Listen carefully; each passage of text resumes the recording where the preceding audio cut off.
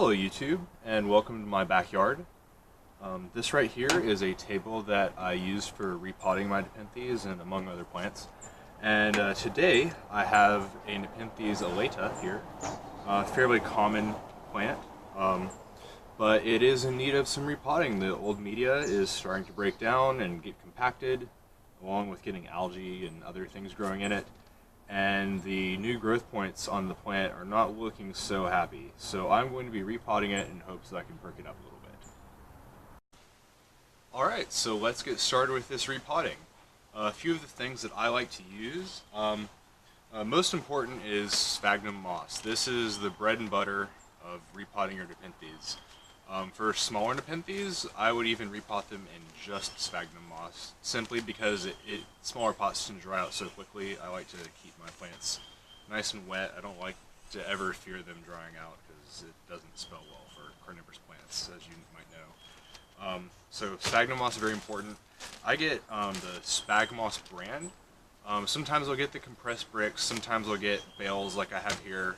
The bales are a little bit easier to work with because you don't have to hydrate it first to actually work with it. The compressed bales is it's like a rock. You can hit someone over the head with it. Yeah, Sphagnum Moss. And I recommend Spagna Moss because the other brands are full of seeds and weeds and it's a mess. So this stuff is usually pretty clean. And I like to go with it. It's from New Zealand. And this is the 40-liter size. I think it's the best deal you can get, aside from getting like the super big, like 10-pound brick or whatever it is. Alright, so moving on, next we have Orchid Bark, or Orchid Potting Mix. This is, it's just, I believe it's pine bark with, or it says fir bark, so probably pine bark. And then there's a little bit of charcoal inside and a little bit of perlite. And this stuff basically just acts to keep the mix light and airy and prevent it from compacting around the roots and causing root rot. Now, based on like how quickly my plants dry out, some dry out faster than others. So if a plant dries out faster, I'd put more Sphagnum Moss. And if a plant is suffering from having too much water, I would definitely repot with a little bit more ratio of this. The drier you need it, more Orchid Bark. The wetter you need it, more Sphagnum Moss. Now I do have perlite, but it is the kind with fertilizer in it, so I don't like to use it on my carnivorous plants. But I will be getting some that is horticultural with no additives inside of it. So we'll see how that goes. I'll be getting some of that eventually. So other few things you'll need, obviously, is your Nepenthes. Now, I'll be repotting this one in the same pot because it is not very big. I'm just trying to change out the media. Definitely is going to stay in this pot. It's not really big enough to warrant me putting it in a larger pot. But if you are repotting a Nepenthes and you'd like to put it in a larger pot, you should definitely have one ready. I like to use a pot that is plastic so nothing grows in it. And then on the bottom you want to make sure there's plenty of drainage. You don't want these holding water. The only water you want held in the pot is the water that's going to be in the Sphagnum Moss.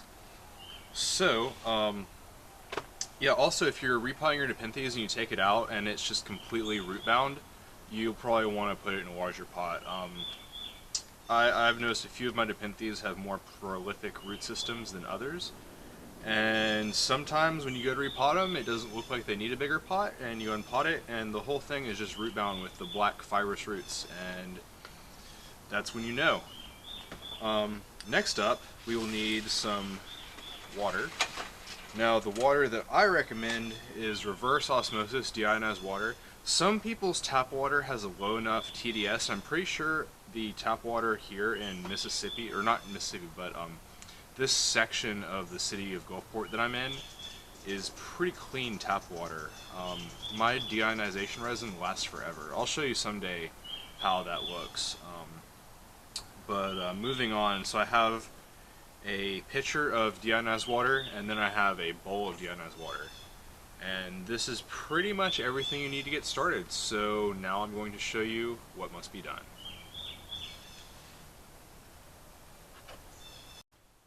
Alright, so first things first, we have our Nepenthes, and let's unpot it. I usually take out the name stake first and set it to the side. Don't lose that, especially if you're repotting multiple Nepenthes, because when the pictures are off, it's kind of hard to tell what they are. So we'll just kind of flip it over and see if we can get it out of this pot. It's okay if some pictures dump. It's not really that big of a deal. As you can see, sometimes they kind of just straighten out.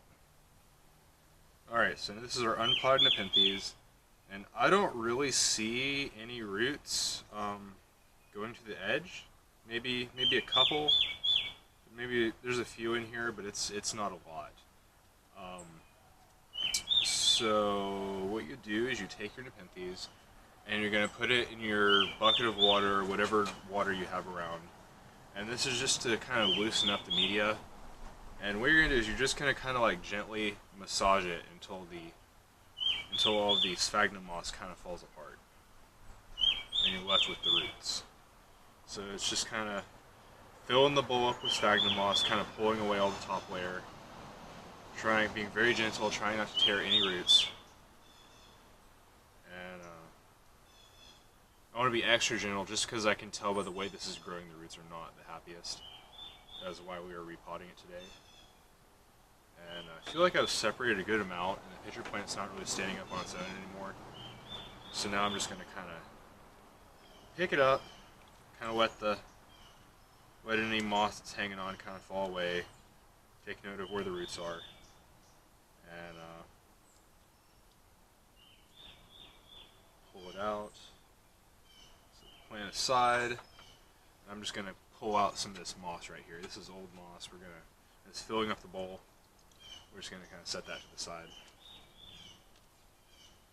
Alright, now we have a bowl of relatively clean water again, and take your Nepenthes, very gentle, put it in there, kind of jiggle your hands around the roots, just make sure it's letting go of all that Sphagnum Moss.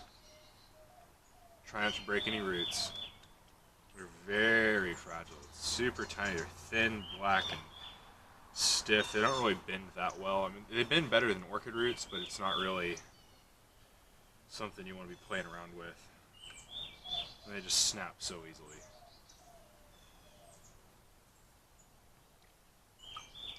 We've got a few more pieces on there. And alright, so this is our root system. There's a little bit of Sphagnum Moss hanging on, but I don't really want to mess with it. It's not the end of the world if you leave a little behind. Just make sure there's no like ball of rotting moss up underneath the plant. That's a lot of orchids tend to be packaged with a huge like ball of peat moss in the middle of their roots, and that always rots, and I don't know why they do that. It just seems to kill the plant. Alright, so here's our root system. It's got a little bit of a branching thing here. Then we got one lobe coming out here. Then we have another lobe coming out here and branching off a little bit. So it is quite the root system. So again, we'll kind of hold this up to the pot, and you can see it's not too much for the pot to handle. I'm pretty sure it'll be fine. So this is the state we will repot it in. All right, so set our plant to the side, set our pot to the side. It is time to make our mixture, our soil mixture. All right.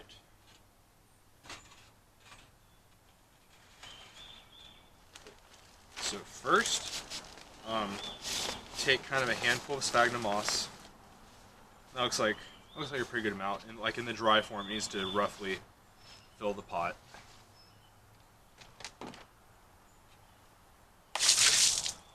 Then take some more of our fresh deionized water, and we're just gonna hydrate the Sphagnum Moss. Ooh. Gives me that like fingernails and a chalkboard feeling. Huh? Ugh, dry Sphagnum Moss is something else. Alright, so now that it is saturated with a little bit of water, dump it out. And this is our Sphagnum Moss we're going to be working with. Now I'm going to add a little bit of orchid bark. So the amount of orchid bark you add is going to depend on how quickly your pots dry out or how frequently you water, and the humidity of the area you're keeping the plant in. So I'm just going to kind of add a little bit in, maybe about half, like 2 parts sphagnum, 1 part. That's kind of what I work with generally. I kind of go heavy on the sphagnum so I don't have to water daily. And I just kind of mix that all together. If you feel like it's too barky or too sphagnum-y, you can always readjust it. But this right here seems to be pretty good. I'll just kind of let you look at that. Just a good mixture. Alright, so now we're going to take our pot and I'm just going to put a little bit of this old sphagnum. I don't recommend using old sphagnum moss, but Nepenthes don't seem to mind a little bit of decay in their soil. But this is just for the bottom. This is just to plug up the holes because it's already kind of broken down and smaller, and it'll plug up the holes better than orchid bark or dry, fresh sphagnum moss will. So yeah, just press that down, kind of make a little layer in the bottom, just like you put leaves or rocks in the bottom of a pot to keep the soil from running out. This is to keep the water from draining out too quickly. And then now take your soil that you made and sprinkle a little layer down, just so it's not on that old stuff. Then we're going to take our Nepenthes, and depending on how the roots are growing will depend on how you pot it. Some Nepenthes you can just kind of ball the roots up and wrap sphagnum moss around it and then insert it into the pot. Some Nepenthes, depending on how the roots are growing, you'll need to kind of open the roots up, like open them up like so, and stuff potting mix under the bottom of them and wrap the roots around the potting mix. And then also, depending on the Nepenthes in the root system, you'll sometimes just put it inside the pot and hold it and kind of sprinkle in the mix around it. This one right here is a unique plant. It is a cutting, and it has one real long root growing off of it and kind of like a root ball. So what I'm going to do is I'm going to put the long root system down first on top. I'm going to kind of sprinkle my mixture in around it, making sure it's getting orchid bark and moss kind of evenly. Not trying to pull on the roots too much. Now that the bottom roots are covered, I'm going to gently set the plant down onto the moss. And I'm going to sprinkle in more bark and moss mixture around the top. And pressing gently but not compacting, just making sure everything's in there and situated. And this Nepenthes is going to be very happy. I'm pleased with the soil mixture. It looks much better than it did before I repotted it. Maybe could have repotted it a little bit lower in the pot, but I just wanted to give those roots a little chance to grow. And it's not that big of a plant. If it was a bigger plant, I definitely would have put it in a bigger pot, especially to give it a little bit more stability. But it's so small, I'm really not worried about it. Alright, so now that it is repotted, you want to give it a thorough soaking. So I just take my water and I pour it through, and I let it fall out of the bottom, and I just let it rain. Just let it go through, let it soak, because there's a lot of unhydrated moss and bark in there that really needs some water. Then we'll take our label, slip that back in there, and yeah, hopefully this Nepenthes will perk up. I really like it. Yeah. Thank you for following my potting video, and if you have any questions, feel free to ask. And please don't forget to subscribe. Thank you very much for watching my video. I appreciate the support.